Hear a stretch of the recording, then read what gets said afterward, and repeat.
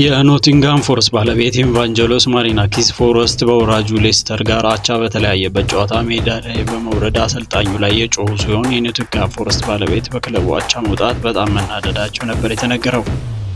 የኖቲንግሃም ፎረስቱ ባለቤትም በክለቡ አቻ መውጣት በጣም መናደዳቸው ነበር የተገለጸው።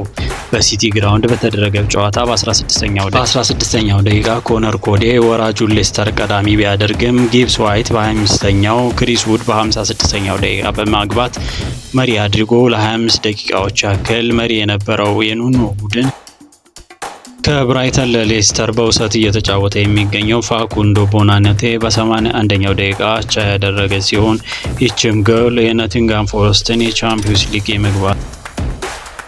መግባት ተስፋ ያበላሸች ነበረች። ይህም የቡድን ባለቤት አሳብዷቸዋል። የዛሬው ቀን ለሁሉም ከባድ ነበር ያሉት ኑኖ የቻምፒዮንስ ሊግ ቦታን አሁን በእጃችን ወጥቷል። አሰልጣኙ የጭቅጭቃቸው ምክንያት በታዊ አዌኒ ቅያሪ እንደሆነ ገልጸዋል። በ36ኛ ሳምንት የደረጃ ሰንጠረዥ ፎረስት በ62 ነጥብ 7ኛ ሆኖ በቻምፒዮንስ ሊግ ስፍራ በጥቂት ነጥቦች ዝቅ ብሎ ይገኛል። ይህም ጥሩ የውድድር ዓመት ያሳለፉትን ፎረስቶችን በስተመጨረሻ በጥሩ አጨራረስ እንዳይጨርሱ አድርጓቸዋል። ከመረጃዎቹ ጋር ዳዊት ነበርኩኝ። የኳስ ተራ ዩቲዩብ ቻናልን ሰብስክራይብ በማድረግ አብራችሁ እንድትቆዩ ጋብዛለሁ።